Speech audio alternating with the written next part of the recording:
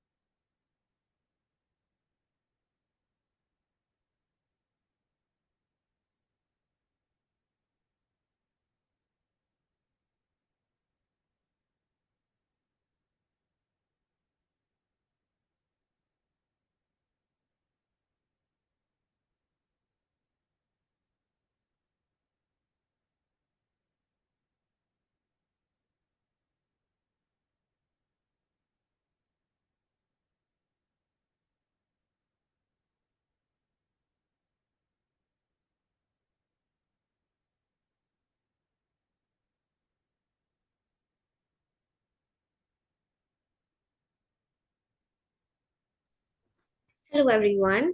Welcome to today's panel discussion on eco-equality and gender equity as a part of the SDG Action and Awareness Week. I'm so glad to see all of you here, and we've got a truly exciting session lined up. And I can't wait to dive into this important conversation about the intersection of gender and climate action. Before we jump in, let's just get to know each other a little bit. I'm Sia Shinde, and I'll be your moderator for today. Please go ahead and introduce yourselves in the chat box. Let us know your name, where you're joining from, your university, or your organization. And also, to warm things up, let's do a quick icebreaker. So, along with your introduction, just let us know on a scale of 1 to 10, how awake are you right now? I would personally say that I am at a solid 9 since I'm so excited for our session today. So yeah, please drop your answers in the chat, your introduction as well as your awakeness level right now. And I'd love to see where everyone is at today. Okay, I see a few messages in the chat box. Hi, Sarhat. Welcome. So nice to see you. Hi, Ashley. It seems you're at an 8. That's amazing. I'd love to know your secret. Hi, Andrew. Hi, Adam. You're joining in from Nigeria. That's amazing. I think it's always great to see the global reach of our community. Right. Okay. I'm loving the range of the awakeness scales. But great. All right, as you guys keep sharing, let me just give you a quick overview of today's event. So, we're here as a part of the SDG Action and Awareness Week, an initiative by the University Global Coalition from March 3rd to March 7th, 2025. Now, this week is all about raising awareness for sustainable development goals while inspiring action and advocacy. Today's panel discussion, hosted by the Millennium Campus Network, is titled Eco Equality and Gender Equity. We're exploring the powerful link between environmental justice and gender equity. It's about recognizing that true sustainability means addressing the unequal impact of climate change on marginalized gender identities. And I think something that's always been true is that there's no sustainability without gender equality. So, yeah, we have some incredible Millennium Fellows joining us today from the class of 2024, and we're all going to be listening to them share their insights and experiences. I'm genuinely excited to hear from all of our panelists, and I'm thrilled to learn from all of you as well. Before we dive into today's session, I want to take a moment to quickly introduce the incredible organization behind this event, which is the Millennium Campus Network, or MCN. MCN is a Boston-based global nonprofit that's all about empowering the next generation of social impact leaders. Through initiatives like the Millennium Fellowship and the Millennium Oceans Prize, MCN helps young leaders harness their voices and use their power to make a real difference on campus and in their communities. Now, talking about the Millennium Fellowship, basically, it's a semester long leadership development program designed for undergraduate students who are passionate about social impact. Our fellowship is all about helping students grow as learners, learn from experts, and collaborate with other change makers to create positive change. The Millennium Fellowship is based around three core pillars, or the three C's, which are convene, challenge, and celebrate. And honestly, I can personally vouch for how transformative and honestly incredible this experience is, because personally, I was also campus director just recently, and my project was called Swasthya. And it was all about raising awareness on menstrual health and creating safe spaces for the queer community. Honestly, it was a truly eye-opening journey, and it's amazing to see what we can achieve together by just collaborating. So yeah, if you're passionate about social change, I highly recommend you to apply. It is genuinely a once in a lifetime opportunity to grow as a leader and to make a meaningful impact. And guess what? Applications are actually open right now. A link to apply will be shared in the chat box, I think, along with an email ID which you can reach out to if you have any questions. So yeah, feel free to save the link and reach out if you have any questions about the program. And I'll also be revisiting this at the end just to make sure no one misses it. All right. Before we get started, let me introduce myself and our incredible panelists for today. My name is Sia Shinde, and I am a literature major at the University of Mumbai. And I've had the privilege of serving as campus director for the Millennium Fellowship 2024. I'm also deeply passionate about gender equality, women's rights, and LGBTQIA plus advocacy. I'm genuinely excited to be here, and I cannot wait to dive into today's discussion on equality and gender equity. Now, let me quickly introduce our impressive panelists who bring a wealth of knowledge and experience to today's conversation. First up, we have Ashley. Ashley Young is a junior at Columbia University studying sustainable development with a passion for transforming the fashion industry from a make take waste cycle to a circular economy. Ashley strives to demonstrate the positive role that business can play in addressing environmental and social issues. She currently works at Ferrera Manufacturing, a premier New York tailoring house specializing in high quality US garment production, craftsmanship, and innovation. And at Columbia, she interns at the Fashion, Climate, and Energy Network, and she's also president of the university's largest sustainability club. Through the Millennium Fellowship, Ashley received the Coachtopia Scholarship, recognizing her leadership in driving circular innovation and design in the fashion industry. Wow. Next up, we have Hania Randhawa, who is currently writing her bachelor's thesis on developmental economics at Comstats University. Her advocacy spans across education reform and community led initiatives, publishing articles on social and economic issues and leading youth driven change. Her work is driven by a curiosity about human potential and the heights people can reach when given the right opportunities. This drive led her and her friend to co found the Empowerment Curve, a community led organization addressing social and developmental challenges through innovative grassroots solutions. Their first project, called the Learning Mosaic Initiative, originated as her Millennium Fellowship project. It basically aims to transform early childhood education in under resourced public schools by introducing interactive learning tools and engaging teaching methods. She is committed to shaping policies and initiatives that drive meaningful systemic change in international development. Next up, we have Mary Jane John Petro, who is a medical student at Nile University of Nigeria, known for her dedication to quality healthcare delivery, community service, and leadership.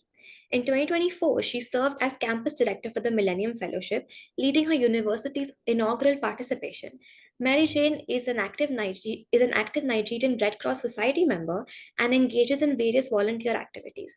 An ardent runner, she recently completed a 10-kilometer charity run organized by Run Club Abuja, raising funds to provide sanitary pads to underprivileged girls in Abuja's public secondary schools, addressing period poverty and promoting girls' education. Amazing. Next, we have Sonia. Sonia Uguna is an aspiring urban development consultant with a passion for people centered, inclusive adaptation to climate induced disasters in urban areas. She currently leads the project team at Susty Vibes, an environmentally focused youth organization where she partners with young people for climate change in Nigeria. With 5+ years of experience implementing contextual climate solutions in Nigerian communities, she has led multiple high impact projects focused on strengthening capacity for climate action and adaptation among Nigerian youth and local communities. She's also a published author who has contributed to research papers and coordinated fellowships, seminars, and programs integrating natural ecosystems into urban planning. She's also founded NatureFi, a platform for young people to share and shape perspectives on urban nature. She's also a 2024 Coach Dream It Real Coachtopia Scholar. Wow, we are truly lucky to have such an inspiring group with us here today. And I have no doubt this is going to be a wonderful and a very insightful conversation. So let's get started. And just a quick reminder to our audience before we get to the questions, there is going to be a Q&A session at the end. So just please keep your questions ready. And yeah, we're excited to hear your thoughts and engage with you. Now, to start us off, I think all of us here would be very interested in learning about the panelists and your panelists' Millennium Fellowship projects. So specifically, you guys, how did your projects tie into the two SDGs that we're talking about today, gender equality and climate action, or maybe even both? So let's go around and share our experiences. Hania, could you start us off? I know your work has been particularly impactful. Can you tell us more about your project and the change that you're driving? All right. First of all, thank you for those lovely introductions here. Okay, so my Millennium Fellowship project is called the Learning Mosaic Initiative, and it's all about improving early childhood education in under-resourced public schools.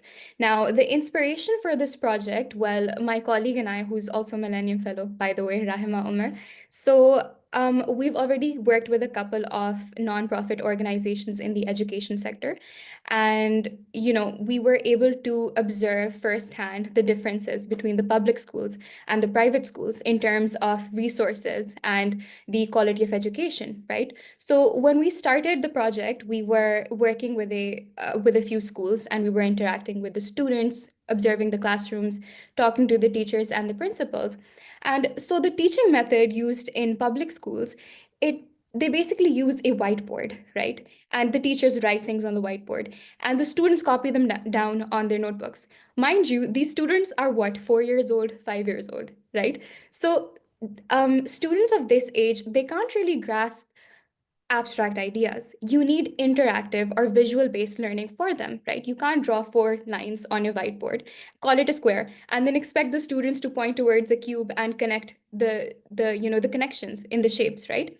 So that is what the Learning Mosaic Initiative is about. We try to introduce learning aids and educational tools into these under-resourced classrooms. We are done with chapter 1, which was one school in our locality, and we're moving on to our next school, which is actually a school that I'm very excited about. It's still in the assessment phase, but because there are a lot of girls in the school. And in Pakistan, unfortunately, education for girls, especially those belonging to low income communities, it's a lot to ask for. And it's not because the parents, they don't want to send their daughters to school. Most of them actually do. It's just that the opportunity cost of sending their daughters to school is too high, right? So instead, they force the girls to drop out of school, and they start working in their households or going out to collect water for their families. And so when these girls, they leave their education, right? Or when they cannot develop a foundation to compete in the job market afterwards, that kind of pushes them into these cycles of dependency and poverty, right? So these are the kind of things that the Learning Mosaic Initiative wants to address from the climate change perspective. I think the best time to inculcate a sense of awareness around the environment in children is to start them young. And that's what we're trying to integrate in the Learning Mosaic Initiative as well. We want to, kind of make sure that the children, they're aware of the environment around them and their place in the environment as well. And of course, we do this through easily digestible activities such as, oh, how do you recycle this? How do you recycle that? And we try to use sustainable learning aids and reusable educational aids for this purpose as well. I could sit here for hours and talk about my project, but since we're short in time, I'll pass this back to you. Thank you. Thank you. That is truly incredible, Hania. I think it's commendable how you've been addressing under-resourced childhood education, and your commitment to this cause is genuinely inspiring. Sonia, I'd love to hear about your project next. How did your project contribute to gender equity or climate action? Okay, thank you very much, Sia. My project was called Empower You, and it was implemented as a campus cohort project alongside other Millennium Fellows at the University of Lagos, Cohort A. And our project recognized the gaps in education among low-income communities here in Lagos State. And upon further engagement with the students, we realized that there was a gendered aspect whereby the gap in education affected female students more. And then when we spoke with them, we realized that this was more or less related to female hygiene practices, particularly period poverty, which prevented them from which limited their access or their participation in education. So our project worked at addressing three focus areas where we identified gaps in general education, climate action, as well as female menstrual hygiene. With regards to climate action, we strengthened over 500 students on how to take action for the environment within their local context, providing them with the resources to enable them to practice a zero waste free world in their schools. And then we also worked with their teachers to identify challenges that they might have while facing education while coming to school generally. And for the female students in the school, we actually supported them with female menstrual hygiene products. That way we were able to help them address that gap, address that challenge that prevented them or made it harder for them to come to schools when this period occurs. And our goal with that project was to demonstrate that while there are different educational gaps that affect student populace, for women, for vulnerable communities, it's usually more deeper than that, more surface level than that, and then to also understand and demonstrate that when providing or provisioning solutions for such communities, there's need to represent or recognize the gendered aspects to that project. So that was basically what we did, and it's been great to see our impact so far. So back to you, Sia. Thank you so much, Sonia. And wow, it's really amazing to see how you've been tackling such crucial issues and making a genuine difference in the community. Moving on, Ashley, I know your project tackles some very unique challenges. Could you please share your journey with us? Of course. It's also, thank you so much, Sia, for this wonderful introduction. And it's so inspiring to be talking amongst such incredible projects. I actually created a slideshow that I will zoom through, I promise, if I just can share my screen real quick. Let's see here. How do I? Oh, share. Okay, can you see my screen? Yes, we can. Okay. Perfect. Let's see if I can present. Okay, so I'll go through this really quick. But yes, I focus specifically on the climate action part of the SDG goals, and my project was called Eco Chic. So the fashion industry is the second largest polluting industry globally, and I have always had kind of a passion to target this, specifically centered in New York, where it's one of the fashion capitals, and I've just seen this make take waste cycle that has profusely just kept on going, and we're seeing a lot of the environmental impacts from it. And so my project kind of targeted educating my community about this. And so we had three different speakers: Sandra Goldmark, she works in the Barnard Theatrical Department; Phoebe Gates, who's the COO of FIA, which is an online e-commerce site similar to Poshmark or maybe Mercari that integrates technology, but also with the reuse of clothing; and then Gabrielle Ferrara, who is the Chief Operating Officer at Ferrara Manufacturing, which is a American-based garment manufacturing site located in Long Island, Queens. And so, yes, we have so much clothing on this earth, and it's affecting so many communities worldwide. And so I really wanted to talk about this on campus because, we look around and we don't see these environmental impacts here in the US, but they're felt in so many communities. And so Phoebe Gates talked a little bit about her platform, FIA, it's really trying to bring gender equity into the business sector, but then also sustainability into fashion.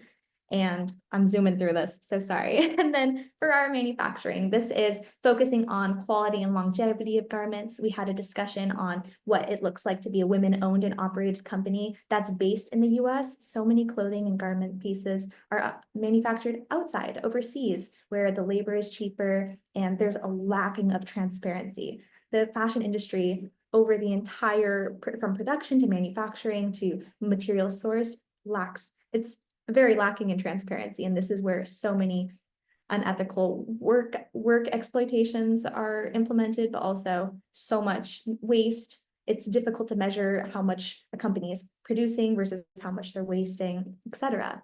So Gabrielle Ferrara talked to us about what does it mean to support local production, and then also what does it mean to be an educated consumer, to really know what we're wearing, to know where it came from, what hands crafted it.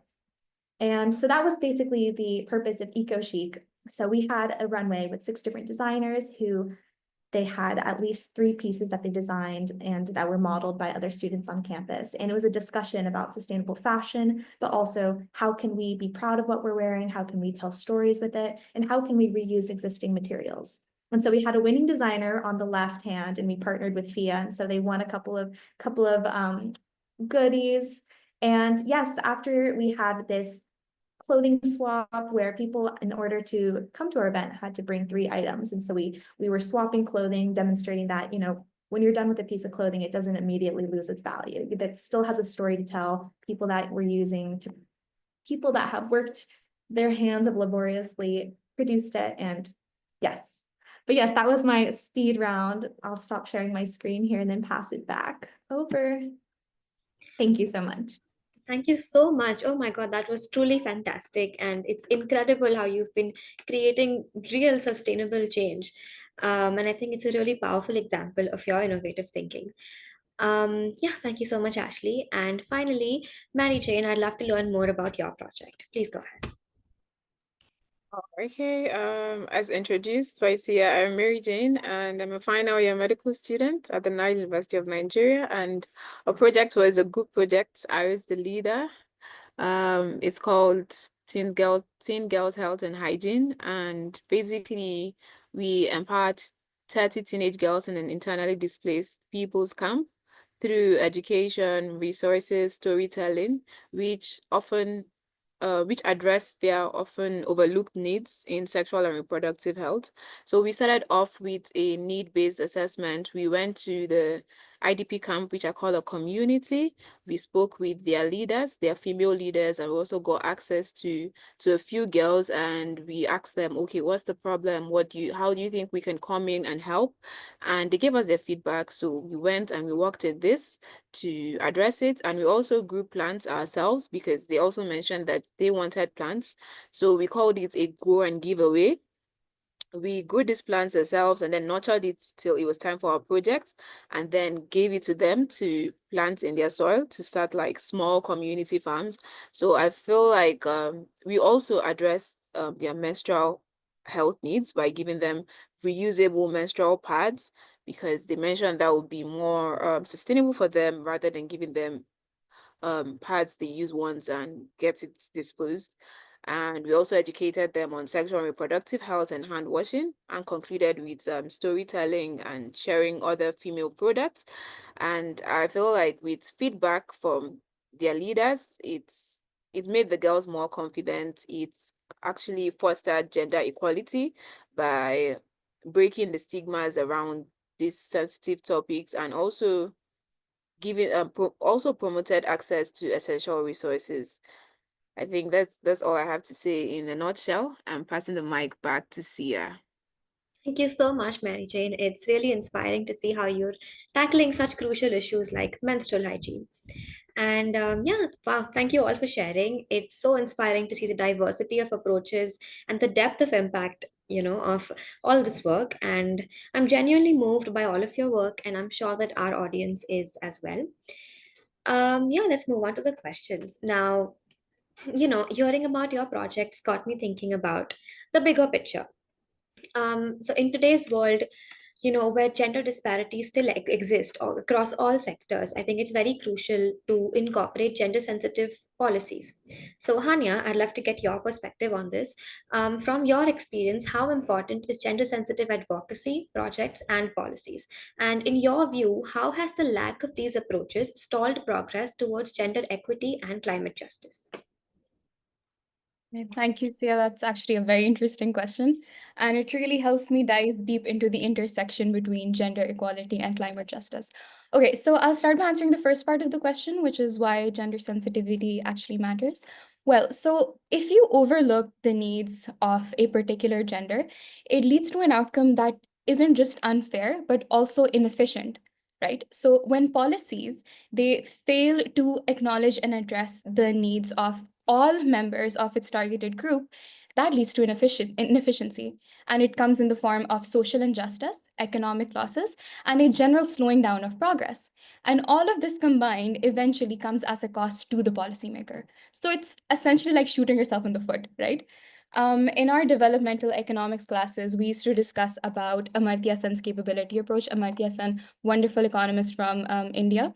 So Amartya argues that development and growth isn't just about GDP or numbers, right? It's about expanding the freedoms of people. It's about empowerment, right?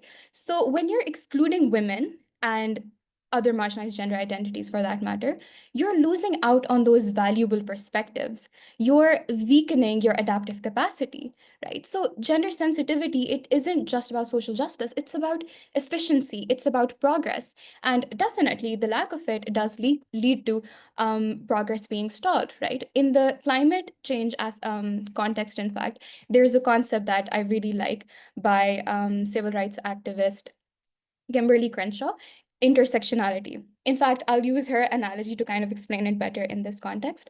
Let's imagine there are two roads, okay? One road represents climate injustice, and the other road represents gender inequality. Now, two seemingly distinct challenges, right? But these two roads, they intersect. And at the point of intersection stands a woman or other marginalized gender identities, right? So not only are women vulnerable in the socioeconomic context, but you put in climate injustice on top of it, and they have to bear the brunt of these climate crises. So UNHCR, right? Now, they state that these climate crises, they are 14 times more likely to be fatal towards women and children as opposed to men. And I'm not just talking about the direct threat of these natural disasters, but I'm talking about the trickle-down effect of these climate crises, which is multidimensional for these women. So I'll run a few examples by you so you guys can get a picture of what these can look like, right?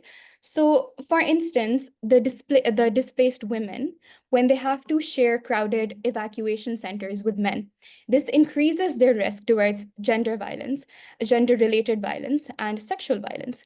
And then there are the problems of access to menstrual products, right? Maternal health and you know pregnant women, the access to their medical facilities, right? When it comes to these displaced women, right? So how do you go on about from there, right? So we need gender responsive and gender inclusive policies in this. So now I want you all to think about this. The people most affected by climate crises are women. However, women are the least represented in climate action decision making. That's a paradox, is it not? So how do we go? We need gender inclusive. We need gender responsive decision making. We need to enhance financial access of these women into the green economy. We need to increase the participation in sustainable practices, and we need gender empowerment.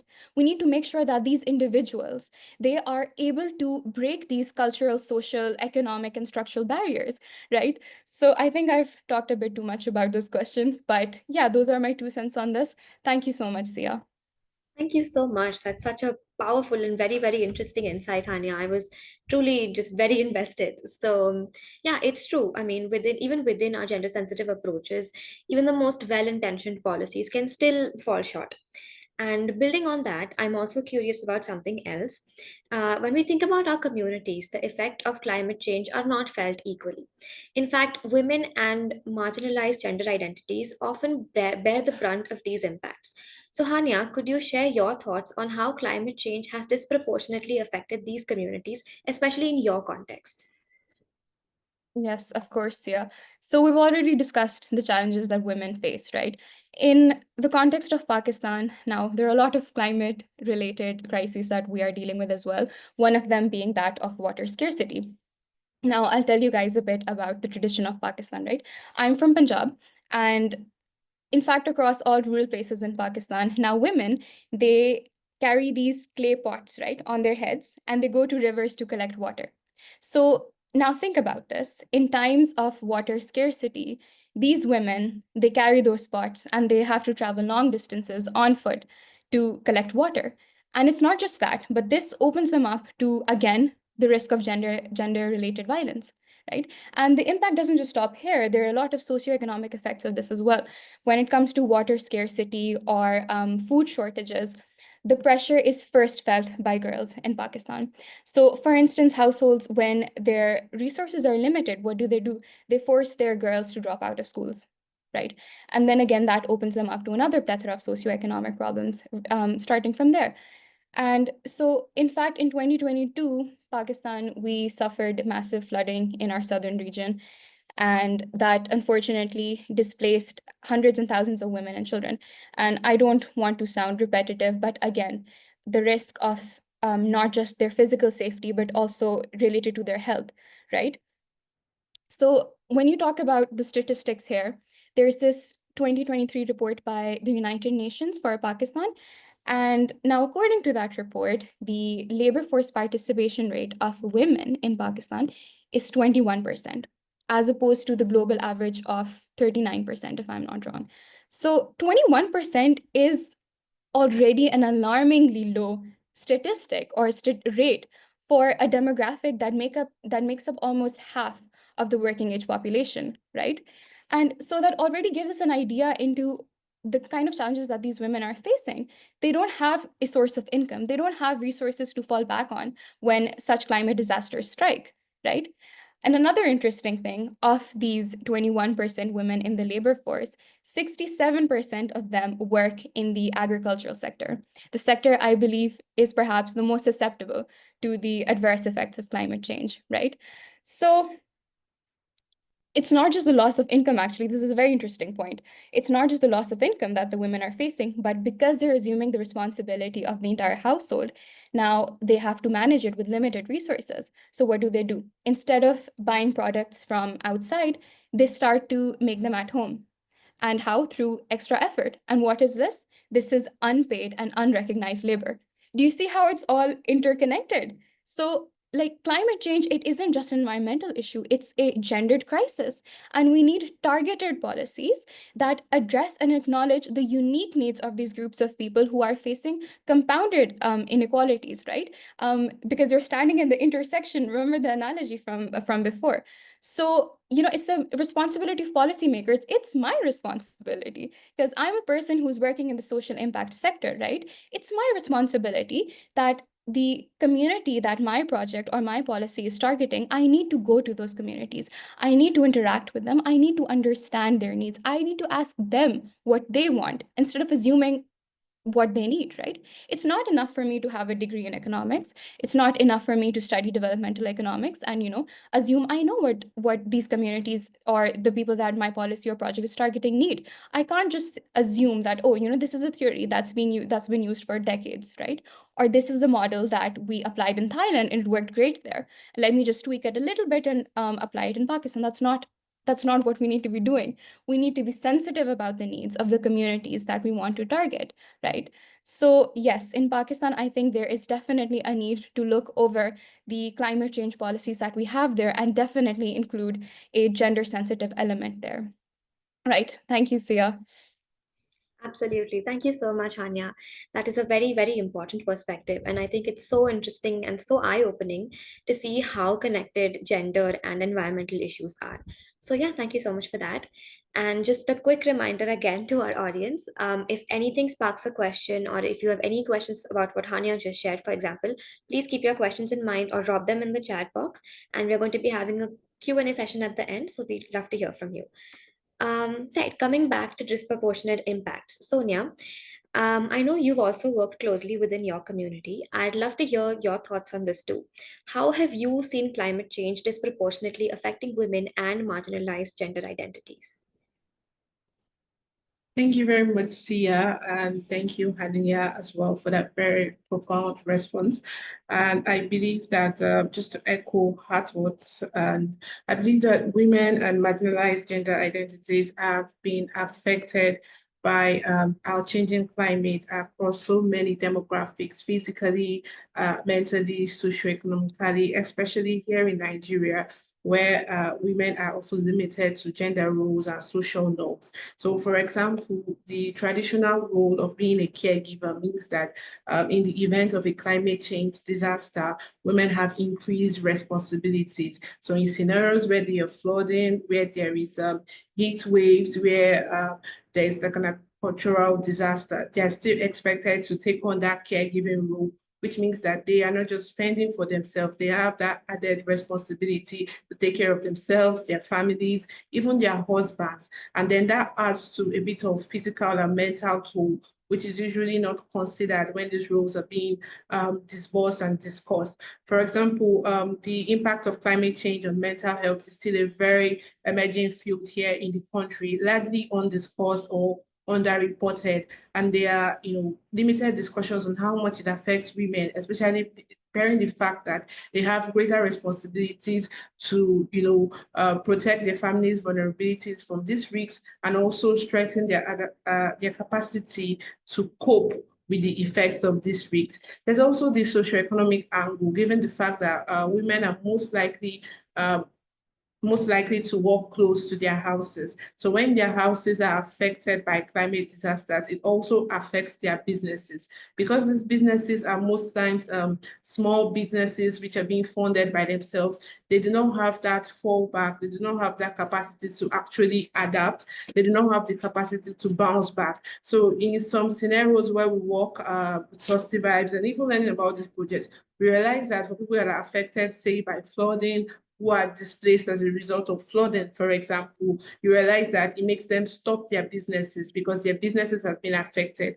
And like I mentioned earlier, since it's largely privately owned and a small business that does not have, resources put in place to enable them to bounce back or to even protect them in the face of vulnerabilities, that business will end and then increase the financial impact on themselves and on their families.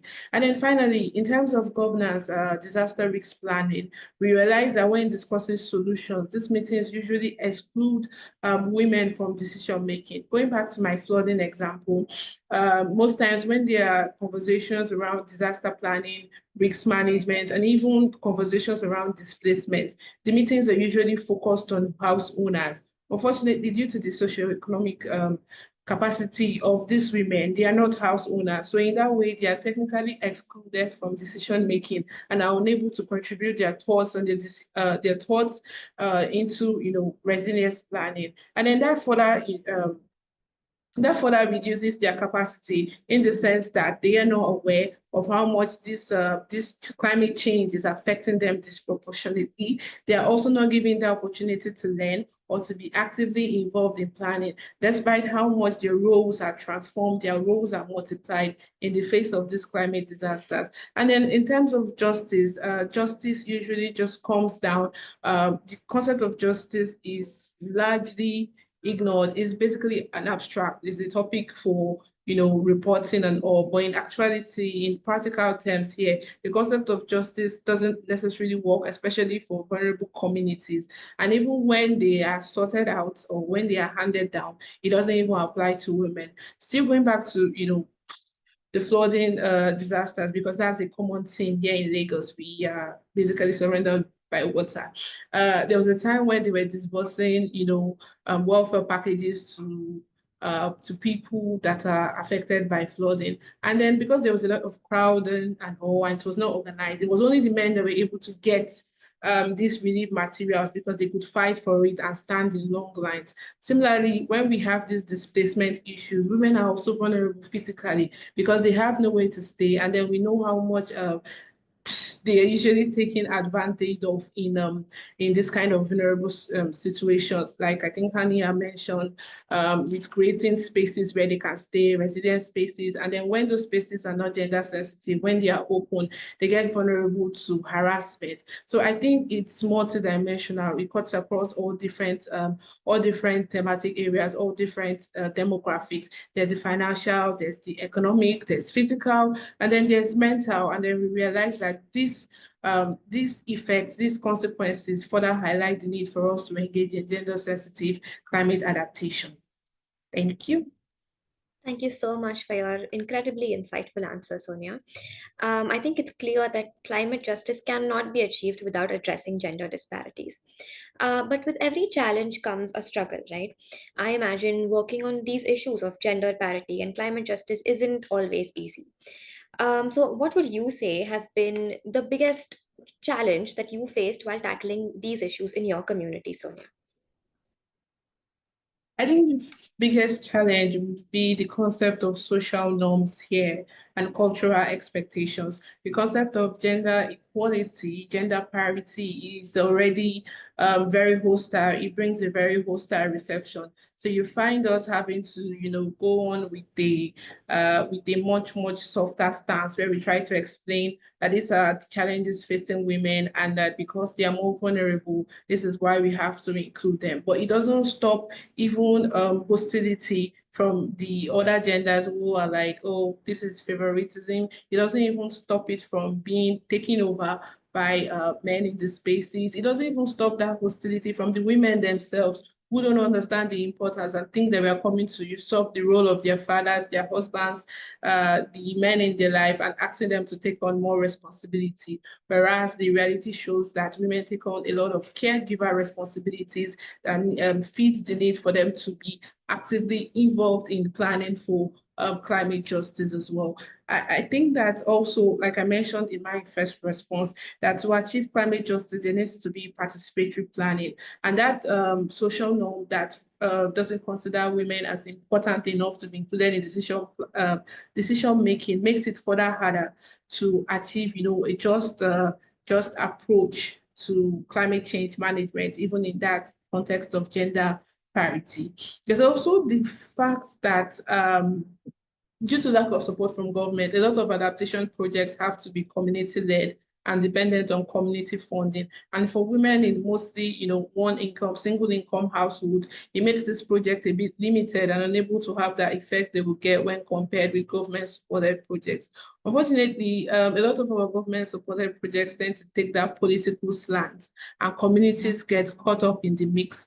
And of course, we know how much, politics can just get to trample the people at the bottom and then no effect is made. So I think the first one, a major challenge would be that hostile reception to the concept of gender parity. It can really set you back because instead of just addressing the challenges, you then have to go back to do a bit of reorientation for them in understanding why we're doing this, why gender sensitive planning is important, and how much it can affect the development of women and other marginalized groups in the country. And I think that another major or a very big challenge would be that participation, non-participation. If we can ensure that women are mostly included in the planning process, if we can make it bottom up as opposed to top down, it's going to be much more effective because this time we're not just planning for planning's sake. We're planning to ensure that every stakeholder in this context, being climate justice,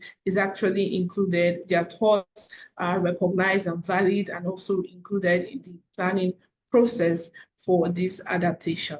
So, yeah, back to you, Sia. Wow, that really shows the complexities and the limitations involved. Thank you so much for sharing that with us, Sonia. And yeah, let's shift gears a bit. So we're living in an era of rapid technological advancement, as we all know. And technology has the potential to bridge gaps, but to also widen them, I think, if not approached sustainably. So, Ashley, with your background and your experience, what do you think is a sustainable way to approach the intersection of gender, climate, and technology? Please go ahead. Thank you also again for this wonderful discussion. I had to move rooms, so I apologize if there's a little bit of a background murmur, but I hope you can hear me okay. But yes, we are definitely seeing this transition to a very technological side of society and seeing a lot of solutions that are targeted to intersect technology, climate, and fit. But specifically, I wanted to look at the benefits of doing so. Uh, and and I'll address this in the fashion industry specifically because that's what I focus my project on. But we're seeing platforms like Via or different e-commerce sites that are integrating sustainability within them. We're seeing new implementations of chips in clothing that are able to track an article that you buy somewhere and through its entire life cycle, which increases this transparency. But this is also having, oh, yes, of course. All right, can you hear me okay? Still good? Yeah. So yeah, increasing this transparency across the supply chain so that the producers and garment factory workers that maybe are in Bangladesh or Vietnam or these high yield, okay, sounds good. These high yield production places that that emphasis on labor, maybe exploitative practices, is being minimized because of this tracking that has been installed in the production process. And so that's allowing women that maybe were not granted rights, they have children in these factories that they aren't able to have care for their children. Well, now there's more ESG auditing, implementation to monitor. So this increase in transparency is almost interlinked with this increase in technological advancement. We're also seeing it on the flip side in the actual production manufacturing process, where there's so much waste that's generated through the fashion industry. And I've seen it firsthand in manufacturing sites where so many of these garments that are damaged just a little bit won't get sold. So they'll get either burned. A lot of luxury companies burn goods that are completely able to be sold, but to maintain the status of kind of luxury, this idea of luxury, they have to get rid of it somehow. And so they're either in landfills or they're getting burned. And so technology is being used in a lot of manufacturing sites, including for our manufacturing, as I mentioned before, to increase the ability to reduce the amount of waste that's generated. So we have new monitoring systems that are more efficient. The cutting now is maybe a lot of laser cutting is used to make things very precise and to minimize how much waste is in the fabric. There are all of these different implementations that are bridging these disparities between gender, but also waste generation. That is incredibly inspiring. I think that the production of this in the fashion industry specifically is speaking volumes. We're seeing brands like Coach, Topia that are implementing this in their supply chain that's going to more circular economy through new craftsmen that are, reworking goods. And yeah, I think that there's a lot of work to be done, but seeing this movement and shift forward is really inspiring. Thank you so much, Ashley. I think that's a wonderful perspective. And yeah, I agree. I think that as long as we use technology responsibly, I think we can definitely make it into a tool for empowerment. Right. And on a similar note, I know you've also been exploring indigenous knowledge systems. And there's a growing recognition, I think, that indigenous knowledge is key to understanding the complexities of climate justice. So how have you approached integrating this kind of knowledge into your work? Yes, I think that indigenous knowledge systems are incredibly important to integrate, but also with scientific, and this will foster the most efficient transition in our educational system to understand what sustainability really is. And I would say though that we need this synergetic force of both of these to make this transition effective. And so specifically in my education, I am Peruvian, and so my mom is from Peru, and she's from this village in Coca Valley, and they have an indigenous way of working with the land, listening to the land, and using it to foster their agriculture, but also to effectively use materials in a reusable way.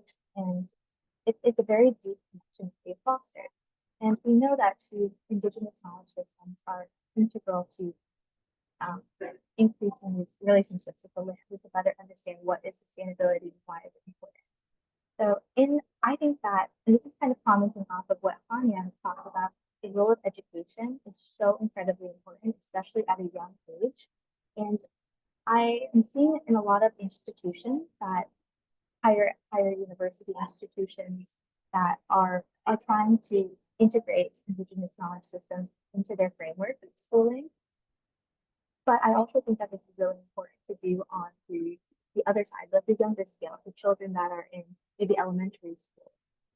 And so I know that my school currently has a project that we're working with instructors in Rwanda, Africa, that are initiating this process called OPA, and it's called One Tree, One Child, or One Child, One Tree. And it focuses on bridging this gap with students to embody these Indigenous knowledge system practices that are nature derived from nature and focusing on enhancing these relationships.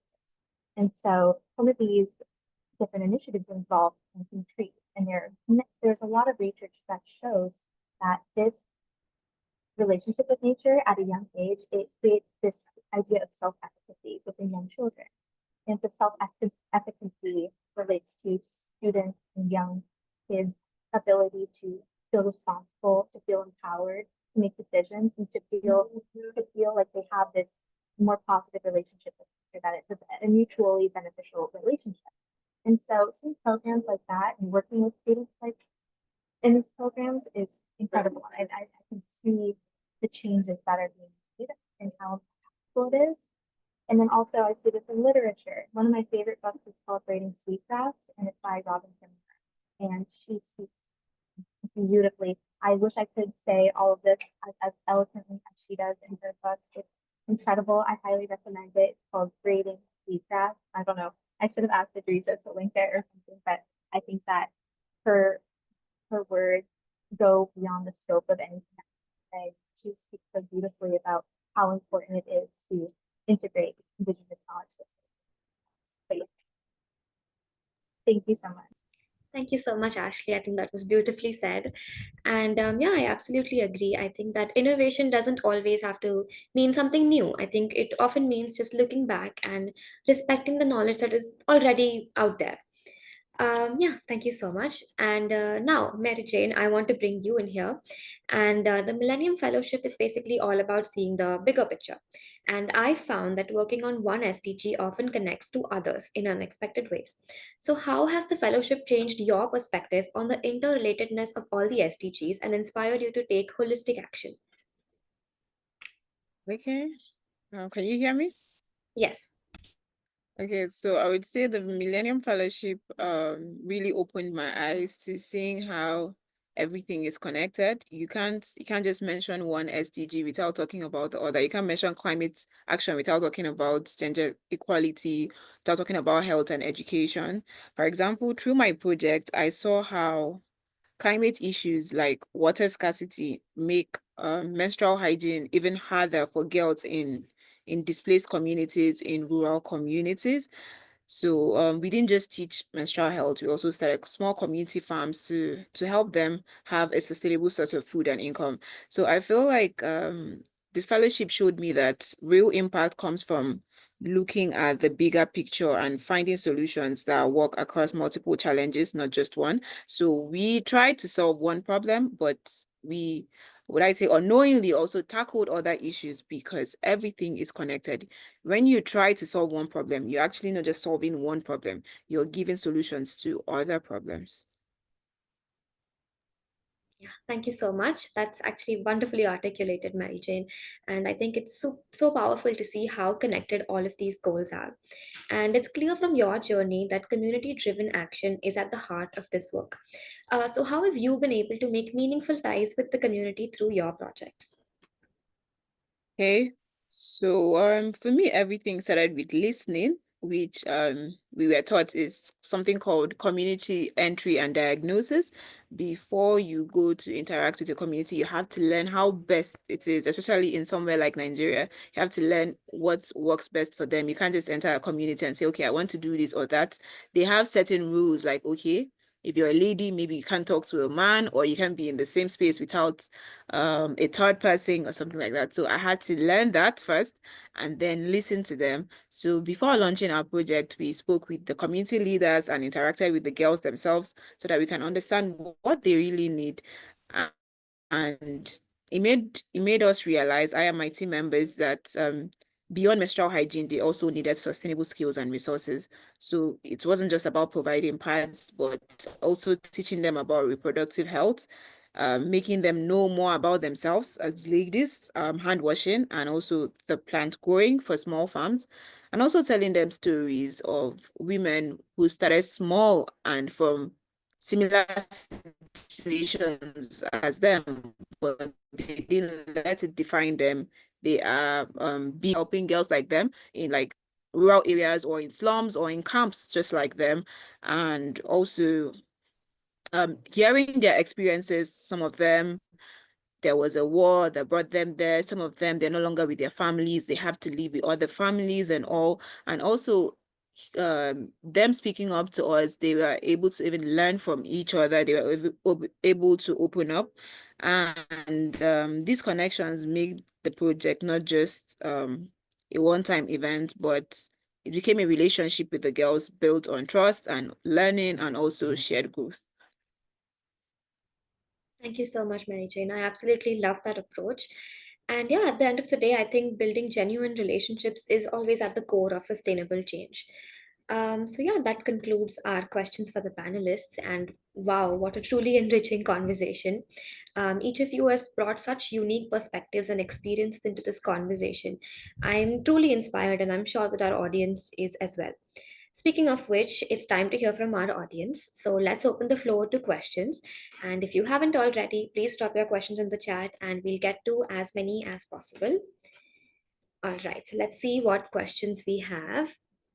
Okay, so our first question is from Habib, and I'll just read it out for you guys. In what ways can gender responsive climate action policies promote eco equality, and what specific measures can be implemented to ensure that women, especially in rural and marginalized communities, are included in the decision making processes related to environmental conservation and sustainability? So, yeah, would any of our panelists like to take this question up? Sure, I don't mind. Go ahead, please. Okay, so I feel like gender responsive climate policies promote eco equality by recognizing women's role in agriculture, water management, caregiving, and ensuring that they have access to climate resilient resources, economic opportunities, and education.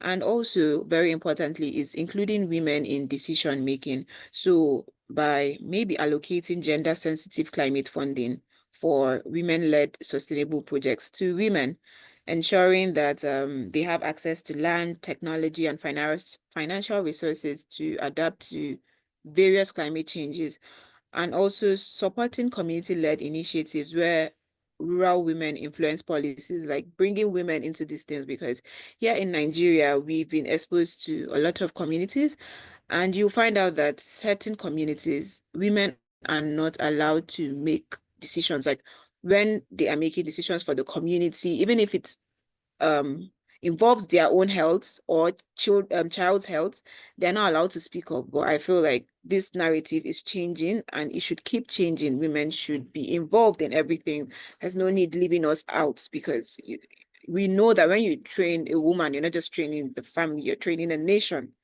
And lastly, I will also say, okay, as I've mentioned, is standing on the mandate that women's representation is very important, especially in climate committees. So I feel like doing all this, you're basically empowering women to lead stronger climate resilience and also for sustainable development. I hope that answered the question. Thank you so much, Mary Jane, for your thoughtful answer. Okay, let's take another interesting question. Let me read it out. Many large corporations now promote gender responsive sustainability initiatives, but how do we distinguish between genuine impact and greenwashing or performative feminism? So, yeah, any answers from anyone? I want to talk about that because greenwashing is definitely such a large problem that we see, and it's really difficult to differentiate between something that's greenwashed versus something that is actually ethical, embodying all of these practices that we've talked about today. And so I think that a large part of this is being an educated consumer. And of course, this goes back to education, as we've mentioned in this discussion multiple times, but really ensuring that we we try to understand what these different corporations are actually doing, doing the research on our end, or trusting different sources that speak to this. And we can ask this through policies, like we've talked about as well. Policies are so important. You can see more policies that are trying to establish effective measurements of how, what does this, like, to basically go against greenwashing, essentially. So showing that transparency and making sure that, if they're not just saying things that are supported by research or data that they have on their site that's uploaded.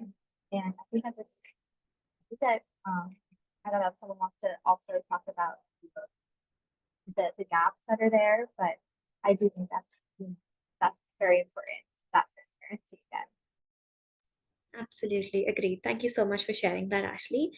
And okay, so we have time for one last question. And this question goes directly to Hania. So yeah, Hania, how can community-based education initiatives be designed to prevent gender-based violence? And what role do cultural norms and local leadership play in ensuring the success and sustainability of such programs, particularly in rural communities? That's a very action-oriented question. I love it. All right, so I think the first thing that we need to think about if we go into this perspective as policymakers or people who are designing initiatives, right? First of all, again, I'll repeat this, that we truly need a thorough needs assessment. I'll give you an example of, in the Pakistani context, as researchers, when we go and when we survey people living in rural areas or slum areas, right?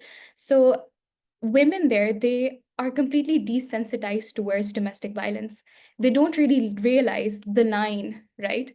They don't realize it. You could ask them questions about, "Oh, do you experience domestic violence?" And their answer will be no. But when you get into the questions, really get into them, and that's when they reveal that they are victims of domestic violence. So I think the first thing that we should keep in mind when designing policies or initiatives is to be able to spread awareness to, especially to the youth, about what domestic violence is and how you separate it from your culture to something that actually is of concern, right? And so again, awareness and education, Ashley's been talking about it as well, and I'll repeat it. Education is just absolutely important and vital, especially from a young age, because that is when you can actually impact the perspective of the youth, right? And again, it's very hard because I think it's this thing about traditions and culture, right? When I go up to the rural areas or marginalized communities and I talk about it, then their response will always be, "Oh, this is our tradition, we've done this for so many years." Now who's going to change that? The youth. And the youth is, it's like our holy grail, right? And the key to it is education, and that's how you start changing them. So the second part of the question, I think it was about community-led initiatives. Well, again, these are extremely important because, and especially for students like us or the youth itself, we have gained a certain level of awareness around these topics, right? So it's our duty, it's our responsibility to take that knowledge or to take that perspective and try to understand the needs of people who are actually being impacted by this. So our initiatives, we need to go in with thorough needs assessment again, observing the people that will be affected by our projects, and then designing techniques or designing our education policies that will ultimately help students realize what gender-based violence is, or how again, according to the topic that we're studying right now, how climate change and how climate crises, they affect gender, right? So yes, the intersection needs to be studied in our schools, in our curriculums, especially in communities that are unaware of what gender violence actually is, right? So I think, I hope that answers the question well enough. Yeah, thank you so much, Hania, for your incredible insights. I think that perfectly answers the questions. And yeah, all right, I think that's it for the Q&A session. And it looks like we're wrapping up with all of our questions. A huge thank you to our audience for such thought-provoking and engaging questions. And of course, to our incredible panelists for sharing their expertise and stories with us today. And with that, we come to the end of today's inspiring session. I want to extend a heartfelt thank you to our incredible panelists for sharing their beautiful journeys. Your passion and your dedication to creating a more equitable world is, I think, very, very inspiring. Um, yeah, before we sign off, I want to encourage all of you to take the next step towards making an impact. Again, applications for the next class of the Millennium Fellowship are now open. If today's discussion has resonated with you and if you're eager to lead social impact projects in your community, I would highly encourage you all to apply. And the link, I think, is being shared in the chat right now, so be sure to check that out. Yeah, and if you have any questions about the fellowship, or if you want to learn more about the fellowship, don't miss the upcoming info session. Yeah, and I think the next priority deadline is 31st March 2025, so mark your calendars for that. And if you have any more questions or if you need any more information, please feel free to reach out to Team MCN at, I think the email might be shared in the chat right now, but it's admissions@mcnpartners.org. Yeah, you can also stay connected with us and you can get updates by following MCN on Instagram and on Twitter. And I think the handles are on the screen. Yeah, I genuinely hope to see some of you joining the next cohort. And trust me, it's an experience that you will never forget and it will really, really empower you. And yeah, before we wrap up, I would encourage everyone to visit the link which is being shared in the chat box right now to explore the other events happening as part of the SDG Action and Awareness Week, which again is running from March 3rd to March 7th. Yeah, and this week would basically bring together change makers from around the world to advance sustainable development goals. And it's been designated annually by the University Global Coalition. If you scan the QR code on the screen right now, you will get direct access to the full events calendar where you can find more discussions, workshops, and initiatives to engage with. We genuinely hope that you will take this opportunity to connect, to learn, and to take action. And once again, thank you all for joining us today. Keep advocating, keep inspiring, and just keep making an impact in this world. And have a wonderful day. Thank you so much for joining us. Thank you so much.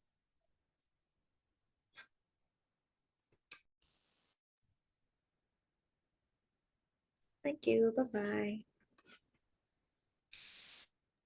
Thank you, Sia, and thank you to the co-panelists. Thank you, Advita. Bye. Thank you, everyone.